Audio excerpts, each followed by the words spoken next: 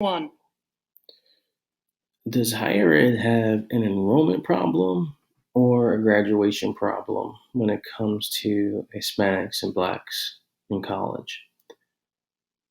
I saw a post on LinkedIn just now and it kind of irked me. I'm tired, as you can probably hear in my voice, but I wanted to share this video to it's been a while since I did a higher ed rant. And I just wanted to get this off my chest because, yet again, this is another example of, people in this space, especially people of color in this space, who want to spew things of like, what's the real problem, and they're constantly pointing to the band-aids. They're constantly pointing to the symptoms and not the root of the problem. And I don't know, maybe I'm just in a bad mood, but this is something that I feel needs to be a little more addressed or talked about, and it's kind of hard because you know when we see numbers like this after so many years, um, it kind of makes us look bad for those of us in higher ed. It's been a couple. It's been I just recently left higher ed, and but I still work closely with higher ed associations. Um, so here's the point that they were trying to make. And I'll read it verbatim because I don't want to misrepresent the quote or the idea. So our challenge. Someone had a conference that was successful recently, and someone just randomly put our challenges in front of us. As a graduate from this program at this university, I can assure you that our challenge in the next 5 years will be to find college ready, they put this in air quotes, college ready students who are Black and Hispanic. That's going to be our challenge in the next 5 years. Um, who are high school graduates interested and ready for college. The current data speaks clear to this crisis. New Jersey, 75% of fourth to fifth graders attending public schools are not reading on grade level. Well, that's much of America, actually. Um, we are facing a serious issue. Reading is essential. We must close the achievement gap. I agree with closing the achievement gap, but I think you might be stuck on the wrong part of the funnel. Um, just to take a look at some of these figures here, uh, especially from Pew Research Center. As you can see here, more Hispanics, Blacks enrolling in college, but lag in bachelor's degrees. There's another one here. Let me just go to here.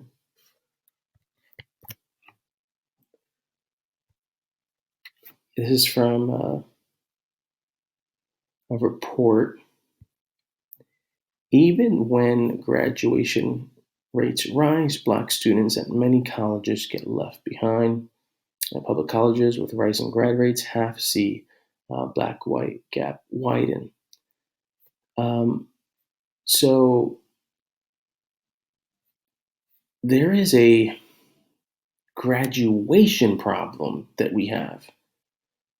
We are actually not having so much of a challenge with the recruitment process, even though that is really not the strength of higher ed, so to speak, until they realize that they're close to shutting down. They start getting focused about smarter recruiting. But to think that our job or our challenge is to find people who are ready for college at the high school when they're a senior in high school is, to me, is just the wrong point to make or the wrong question to ask about how to solve how to solve that challenge. I walk into this assuming they're not going to be ready, especially if these programs or opportunity programs are recruiting in specifically underserved areas.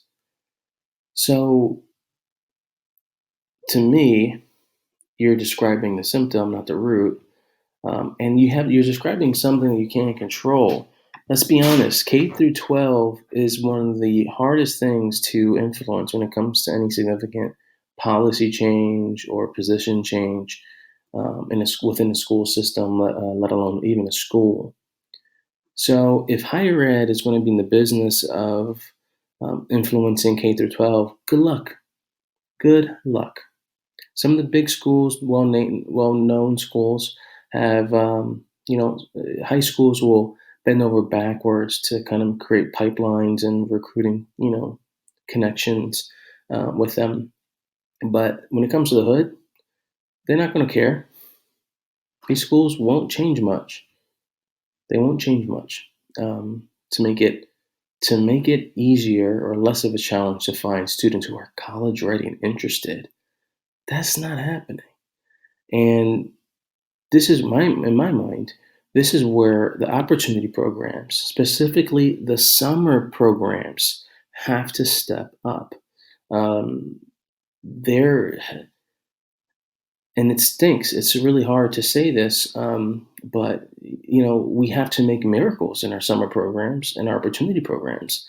And it's to the point where we have to be even more critical about these programs and what we're doing, because some of the stuff that might be spent on the students have to be focused on getting them college ready from the summer programs.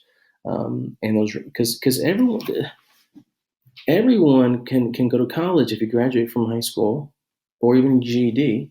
You get placed, you take a test, and if you need remedial courses, you have to take remedial courses. This is county college 101. Doing this for years. College access is not as much as a problem anymore as is college retention and graduation. And don't even get me started on job readiness and placement.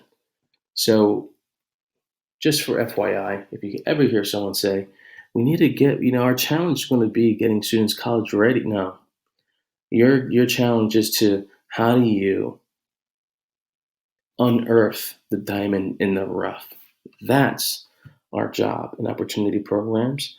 And that's what we have to get really focused on in a more efficient and effective way. We don't have an access problem, in my opinion, in many cases. We have a graduation problem. And that goes on us. That's on our dime. That's on our time. That's on our watch. And so that's where I'll leave it there. But, the numbers speak for itself. Regardless of the reading rates, Hispanics and blacks are enrolling in college more than ever.